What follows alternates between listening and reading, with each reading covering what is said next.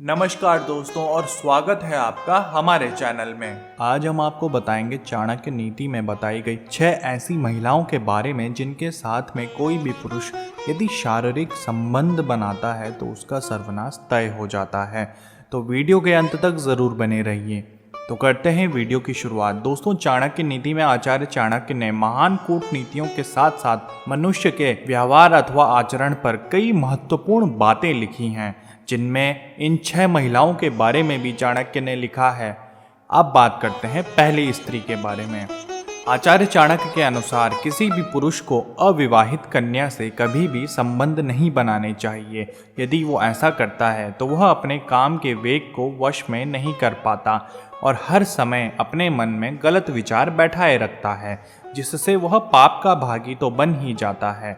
चाणक्य ने यह भी कहा है कि यदि कोई व्यक्ति इस पाप से छुटकारा पाना चाहता है तो उसे उस कन्या के साथ विवाह अवश्य कर लेना चाहिए जिसके साथ में उसने संबंध बनाए हैं।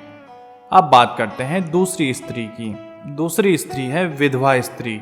दोस्तों, यदि किसी महिला के पति की किसी कारणवश मृत्यु हो जाती है और उसके सहारे के लिए कोई नहीं रहता, तब अगर कोई व्यक्ति उस स्त्री की मदद करे तो वह पुण्य का भागी बनता है। परंतु यदि वह व्यक्ति अपने स्वार्थ के लिए, अपनी काम वासना के लिए उस स्त्री की मदद करे और बदले में उसके साथ कुकर्म करना चाहे तो ऐसे लोगों को भी पाप का भागीदार बनना पड़ता है और ऐसे लोगों का अंत सबसे पहले होता है। अब बात करते हैं तीसरी स्त्री की। वह है ब्रह्मचर्य का पालन करने वाली स्त्री। तो ऐसी स्त्री के साथ कभी भी संबंध नहीं बनाना चाहिए जो ब्रह्मचर्य का पालन कर रही हो अथवा जिसकी इच्छा संबंध बनाने की नहीं हो। और अगर कोई ऐसा करता है तो उस पुरुष के साथ साथ स्त्री को भी नरक भोगने को मिलता है। और चौथी स्त्री है वैश्या। दोस्तों, हमारे समाज में अगर कोई व्यक्ति किसी भी वैश्या के साथ संबंध बनाता है तो उसे हमेशा हीन भावना से देखा जाता है। और चाणक्य ने भी अपनी नीतियों में इसका वर्णन किया है कि किसी भी सभ्य पुरुष को किसी भी वैश्या के साथ में संबंध नहीं बनाने चाहिए। अगर कोई मनुष्य ऐसा करता है तो वह पाप का भागीदार तो होता ही है, बल्कि उसे कई संक्रामक बीमारियां लगने का भी खतरा होता है, जिसकी वजह से उस इंसान के घर में भी बीमारी आ जाती है। इसलिए कभी भी वैश्या के साथ संबंध नहीं बनाना चाहिए।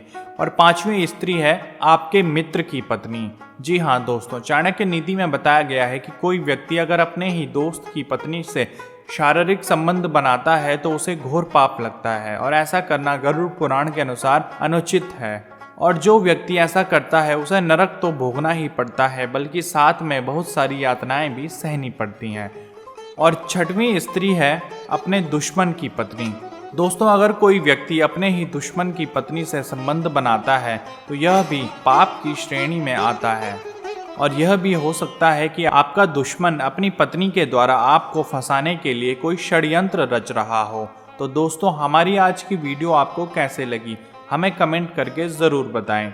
और ऐसे ही जानकारियों से रूबरू होने के लिए सब्सक्राइब करें हमारा चैनल। और यदि आप यह वीडियो फेसबुक पर देख रहे हैं तो हमारा फेसबुक पेज लाइक और फॉलो ज़रूर करें।